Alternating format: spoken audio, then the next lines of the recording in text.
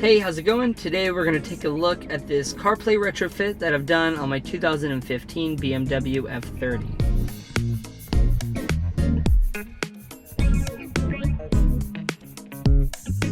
If you do a quick Google search, you'll find there are 1,000,001 different CarPlay retrofit options. The box that I picked up here is from a company called Roadtop. You can find it for about $250 on AliExpress. I will leave a link in the description below if you want to check it out. The install process was pretty involved, although it only took me a few hours to get everything done myself.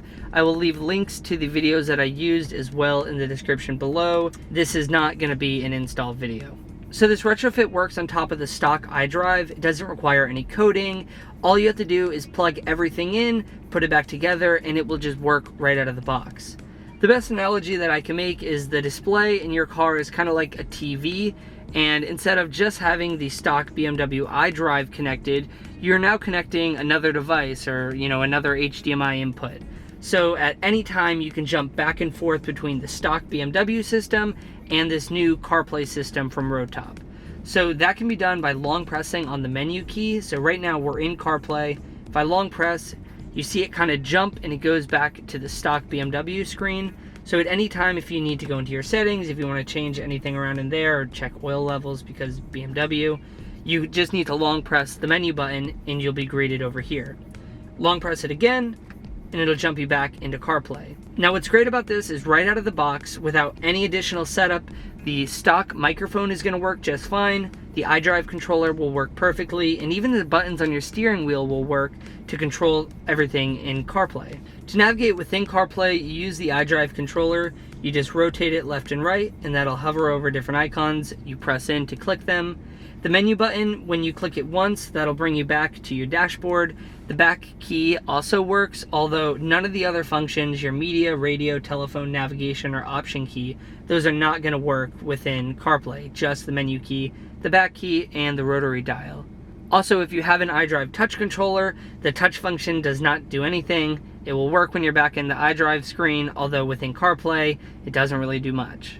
If you go into the settings for the Roadtop, you can also enable using the scroll wheel on the steering wheel the same way that you would use the scroll wheel on your iDrive controller, so it's super helpful. Since this is working alongside the iDrive and not in replacement of it, the way the audio comes through the speakers is through aux. It doesn't actually use the aux in your center console, although when everything is plugged in, the car registers it as having an auxiliary device plugged in. So if I go to in the iDrive screen, we can go to multimedia and external devices, and you'll see aux front. If you don't have that checked, you're not going to get any audio. So my phone is paired to the Roadtop box and not actually to the car, but it still allows phone calls and music to stream and to use the stock microphone. You just have to make sure that aux front is enabled, and then when you're in CarPlay, all of your audio will work just fine. The biggest question I had using CarPlay as a retrofit is what happens with your backup cameras. So if I go ahead and put my car into reverse, you'll see that the CarPlay goes away, it jumps back to iDrive, and then the reverse goes up. You can toggle between your top down if you have that option. And when you go ahead and put the car back into park or put the car back into drive, so you see it'll do that jump back and forth automatically when you put your car into reverse. You can also press the button for the park distance. That will jump you into the iDrive and will show you the park distance. So if you're parking or whatever you need to do and you don't want to hit something, it'll jump you back and forth between CarPlay and iDrive automatically.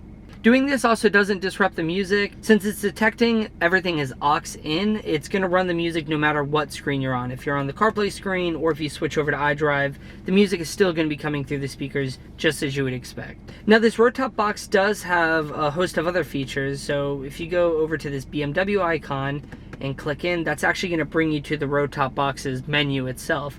So when you have a CarPlay device paired, you'll see this CarPlay icon in the upper left hand corner.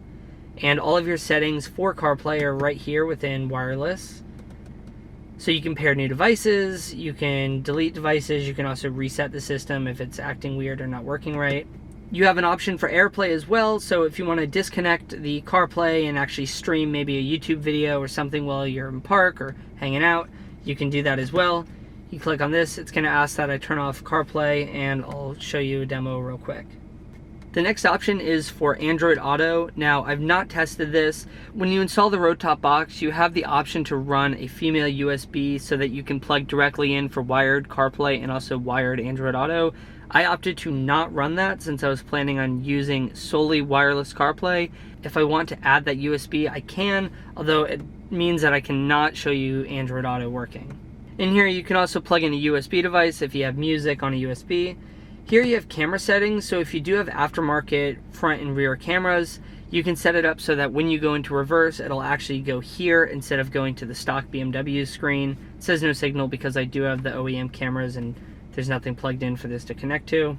You have a setup in here. This is all of your settings. You can change language, display, audio.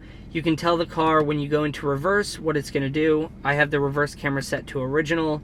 If you set reverse camera to aftermarket, this, instead of triggering the iDrive cameras, will go to the aftermarket cameras within this road top box that you have set up. Enable wheel key was off by default for mine, although if you turn that on, that gives you the option to use the scroll wheel on your steering wheel. I would highly recommend it. It makes things really easy if you don't want to take your hands off the wheel while driving. And then you have exit, which will jump you back into your iDrive. So that's a look at the road top CarPlay box for the BMW F30.